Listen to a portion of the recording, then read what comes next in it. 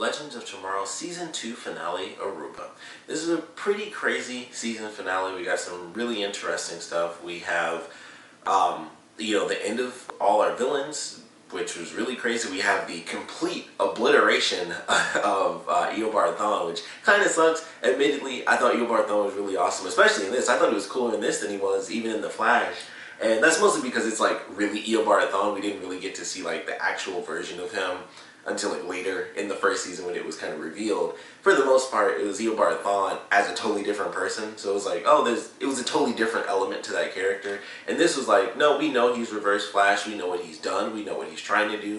And he was just himself the whole time. So it was really awesome seeing him. Sucks to see him get killed off. Epic way to do it though, where right before he dies, he surrounds the team, as well as the last two, I guess technically, Aberration team members, which are Sarah and Rip, and he brings in like a bunch of different versions of himself from different time periods, and that was pretty awesome. Like some of them were in costume, some of them were in costume with the helmet off, some were not even in costume, they were in the jacket, and I love that. I was like, that's pretty awesome. It didn't make, personally speaking, it made it a little off at the end, because technically there was like 20 or 30, different Eobard Thawnes, and I was like, they could have, boom, they're dead.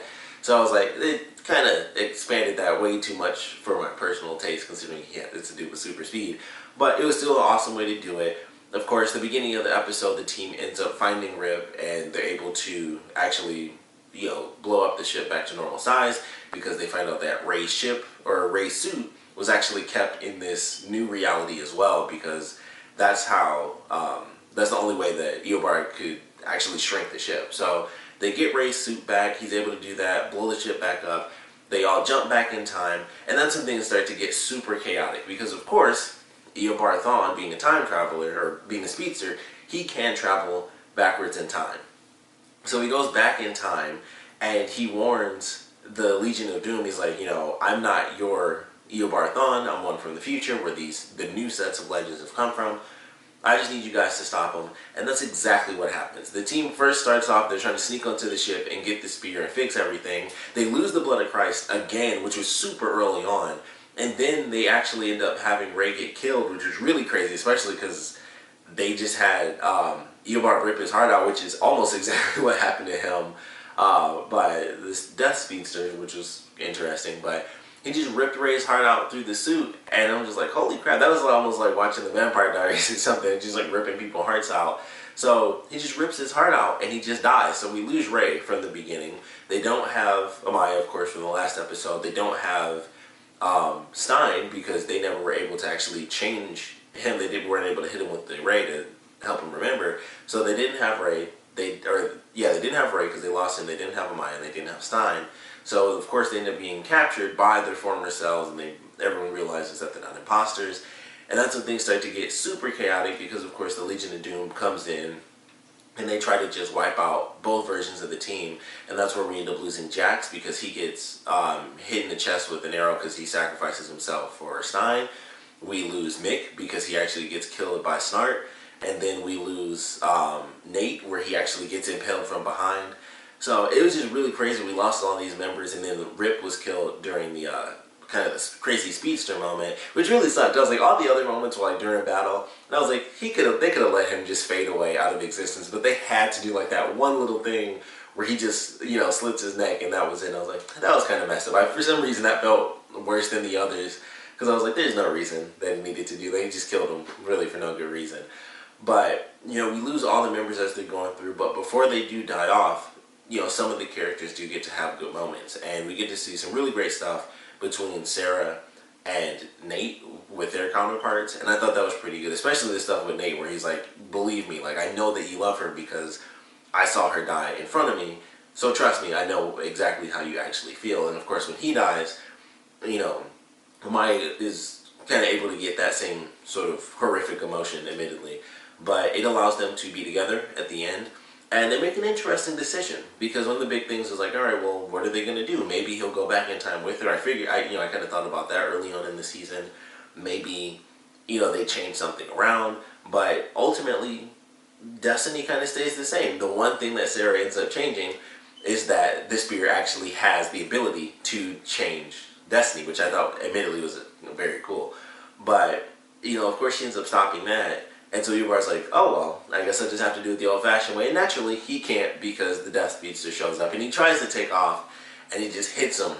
And he just fades away slowly. And I was like, that was pretty sweet. So it was a cool way to do that. Fortunately, everything is kind of fixed. So we have the aberration version of Sarah, you know, from the last episode, and like a whole altered year and everything. It's still really weird. I always think that because it's so weird to think about stuff like that when characters do that and they go back in time and change something, they erase those versions, you know, that we've been with the whole time, and like they don't, you know, all these current versions don't have any of that crazy experience of having seen see Amaya die or having gone through the alternate full year of Doom World and stuff like that. So pretty nuts. I also found this out. I didn't realize this last week.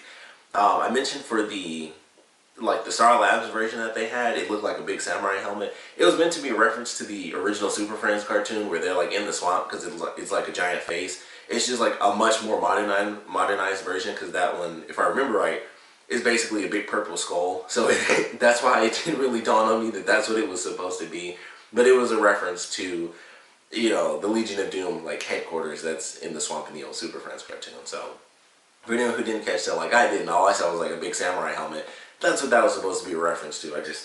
It looks so drastically different, but when you see them side by side, you're like, oh, okay, now it makes sense. But I didn't instantly go back to like that big purple head. I saw a samurai helmet. So I wanted to reference that because I was totally wrong in the last one. Like that's all I could see was that samurai helmet. But definitely a good episode. But still, like I said, it's just really crazy to have seen all the characters die, because technically we saw everyone in the team get killed off, but this new version of the team is able to continue on into the future.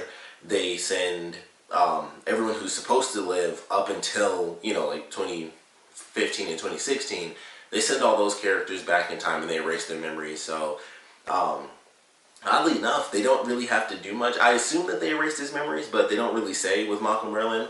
But he's alive in the present, so technically he could remember everything and it wouldn't make any sort of difference. It's like he could tell every character from all the modern day stuff, like, this is what happened and they did this and they did that. And it's like, okay, well now we know, but it's not gonna, you know, actually change anything. So technically they wouldn't even have to erase his memories. I'm sure they did just for the sake of changing it, or, you know, erasing it, so he doesn't know like any sort of secrets, just to get that out there. But I love what they did with that. You know, they send him back. Of course, they send Damien Dark back. Sarah has her moment with him where she's kind of able to be comforted. I wish that there was some way that she like changed reality at least, because there were so many things they were changing reality. I was like, they totally could have done it where like they had all the memories from Doom World and everything like that, but it was like, no, just one little twist and let's depower the spear, which is pretty awesome, admittedly. When he started doing it, I was like, that's a cool way to do it. Like, nothing else changed. I was like one minute, tiny, itty-bitty, epically proportional tweak. And I thought that was just a really cool way to do it. So, I mean, they send the characters back. Snart goes back. His memory's wiped. Dark gets sent back in time, so his memory ends up being wiped. So, you know, they kind of solve all their problems. It's like, hey, we're a team. We're finally going off to Aruba. And then they have another time storm, and they're thrown out of the time passage, whatever it's called. I always forget the name of that thing. But they're thrown out, and it's like, okay, where are they at? And it's like, what time period are they in? What wrong thing is gonna happen now? So at first, it's like, okay, so also I want to mention the fact that they were flying through the air. I kept thinking, like, man, I think it was like after the third building, I was like, ooh, they're, you know, flying, spinning through the air just barely. And as soon as I was finally about to think they're just barely missing all of these buildings, they just blow the top half off. Or maybe not the top half, but they blew off like a couple of levels. Like at least 3 or 4 dozen people had to have died when they hit that building. I was just like, ooh, that was not what I was expecting. Because I kept thinking, like, the way it looked, it just kept looking like they were about to hit the top of every single building. And then it finally spun and just went backwards and just blew the top off of that building. I was like, wow, a lot of people just died. And they crash land, and it's like, okay, so they're in modern day, which is bad because, of course, it's like everybody sees this time ship crash. They're also in Los Angeles, which is fairly crowded. Just once again, just another big thing screwing up time.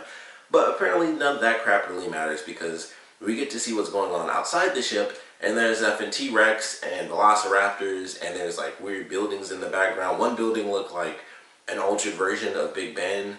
And then there's like this weird super spirally building. I was like, what in the world is that? So really no clue as to what the heck they did wrong, but something was off. They screwed up. I mean, I don't know how this works out, but somehow, I mean, I guess the comet didn't come down, kill off the dinosaurs. Maybe somebody recreated dinosaurs. It's really hard to say. There are a million explanations. Like, it could just be one person that changed everything, you know, just like a villain that did it, because there are so many characters with different types of powers, fifth dimensional beings, if they decide to go that route.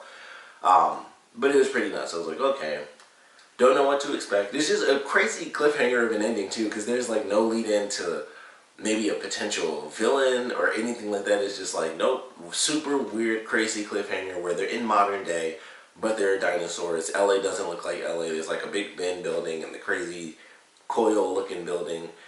And they're just in 2017, but clearly some things are really, really off. And they still never touched on Ray going back in time to, you know, medieval time. So we'll see what happens with that in the next season and how that's supposed to play out. But I think this is a pretty good finale. Pretty, you know, crazy to watch. And like I said, all the characters get killed off until they ultimately end up winning at the end.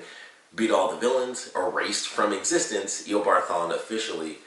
And that was nuts. Like I said, sucks to see him go. He was my favorite villain out of all of them. Not only was he a speedster, which is always cool, but he was just a good character. Like, his motivation I thought was cooler than anyone else's. Even with Damien Dark, it's like, you know, I don't want to die.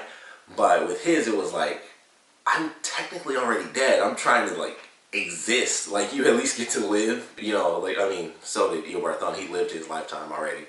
But it was just a bit more appealing where it's just like, man, he's trying not to be completely erased from all of space and time. It was just like, failed. He's gone now.